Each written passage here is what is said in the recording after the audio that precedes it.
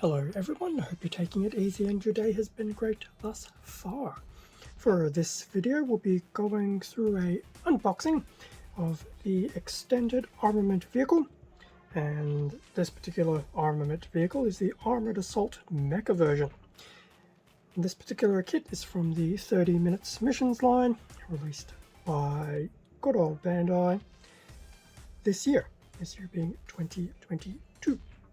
So I've just had this come through in the mail from Hobby Link Japan. So I'll have a product link to this particular armament vehicle in the product description, as well as a link over to the wider range of 30-minute missions, kits and things like that. So getting straight into the unboxing.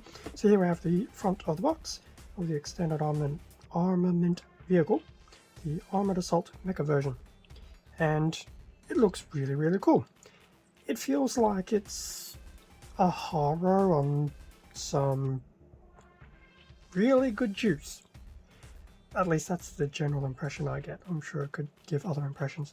It's almost like if a Haro and a Zaku basically had a fusion of some sort, but there you go. So that'll be what we will end up building, and we have some of the other promotional images in the background of it. So very cool looking. Be interesting to see if we get some color variants in time. That's the front of the box. Bottom of the box we do have some front and rear shots, as well as some action poses. So surprisingly enough, there is going to be a knee band, which is really cool. So it's not going to be a very simplistic kit. It will have some standard features. So that's it posed. The head apparently is a Roy. So there you go. Those multi-purpose Roys. A few more action poses. So there will be an included grenade launcher, some fisticuff action, demonstration that there'll be some full 360 movement, which I think in this case is probably logistically sound. And then here we have some customizations with some other 30-minute mission items, probably different weapon packs and things like that.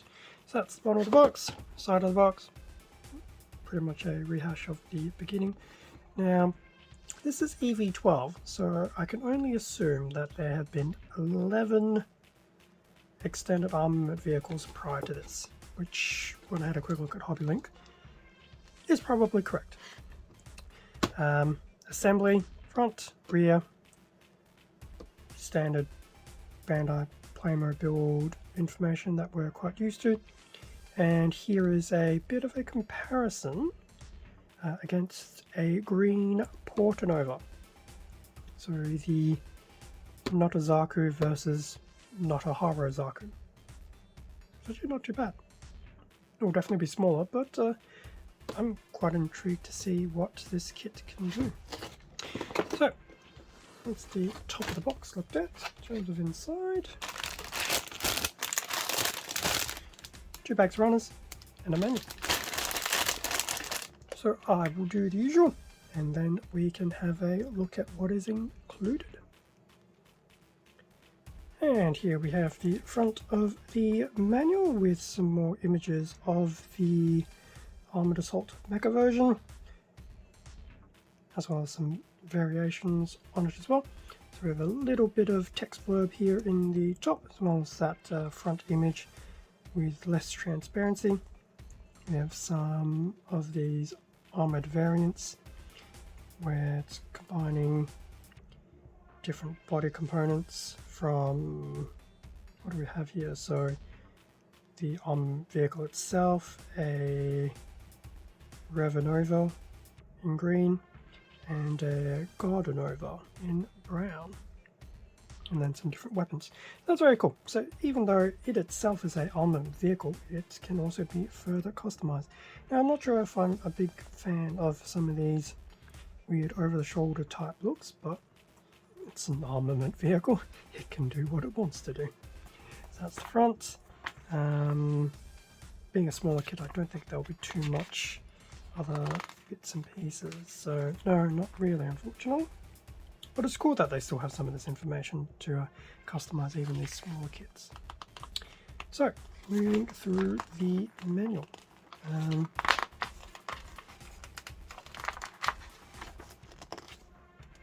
I seriously feel like it should have like an open and out folding, but I don't think it does.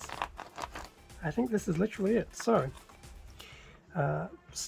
possibly starting off with the Roy, who will have a few pieces and a giant sticker. In fact, probably the only sticker. Be interesting to see how well that sticker fits, but time will tell. So that's the Roy, and then building the armament vehicle itself. So pretty much a two-piece main chest torso area. Got a few more pieces involved for the arms, the waist, and where are...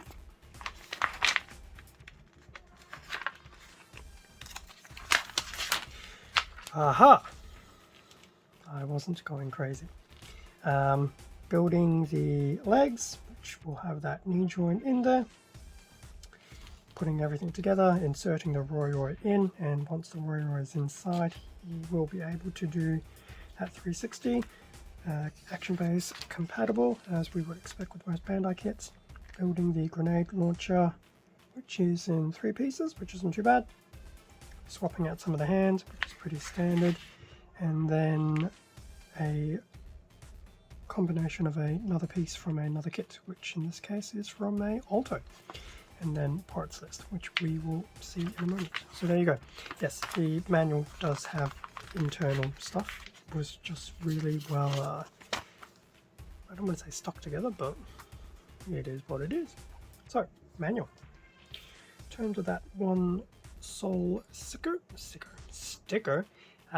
just a giant orange eye lens visor. Not too bad. So we have one of those. Going in reverse, polycaps in grey. Yes, this is probably the first time I've actually done polycaps in reverse, just because it was closest.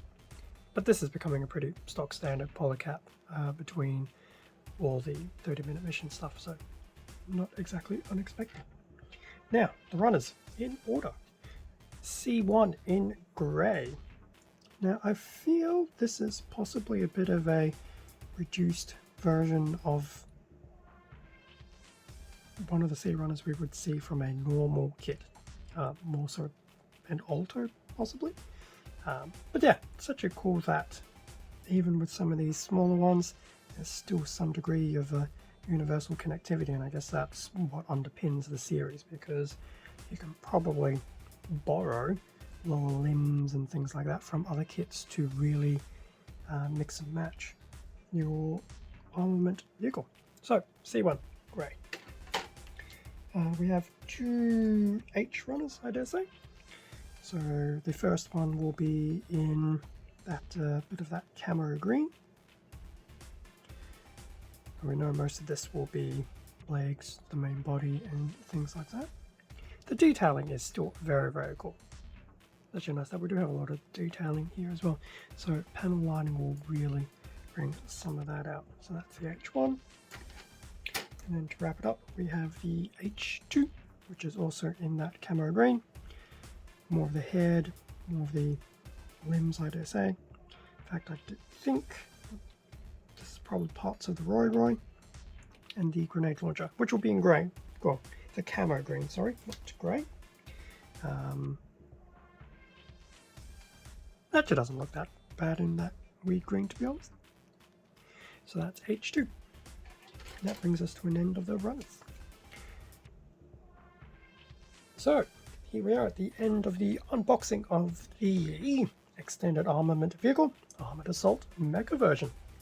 So for its sizing, it's a decent amount of plastic. In fact, it probably feels like it has a bit more plastic than the dog version vehicle / armament.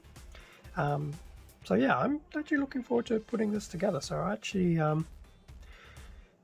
might snip this one out very, very soon, with the intent of possibly putting it into my, what I affectionately call, the Launchable Build program, which is basically a fancy term for doing a bit of a build during a lunch break at work, because why not? It's break time. You eat lunch and relax a little. Plus, it's actually not a bad way of keeping the brain engaged, but not engaged with work. So that's the plan there. Hopefully it won't take too long, at least the build one, but we'll see how that goes. Definitely keep an eye on Instagram, which I will mention again very soon.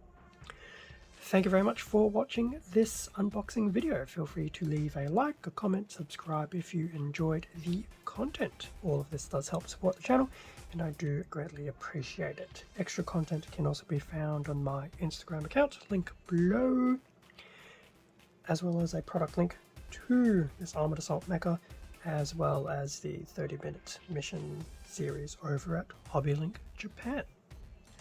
Stay safe and take care, and I will catch you all in a future video. See ya.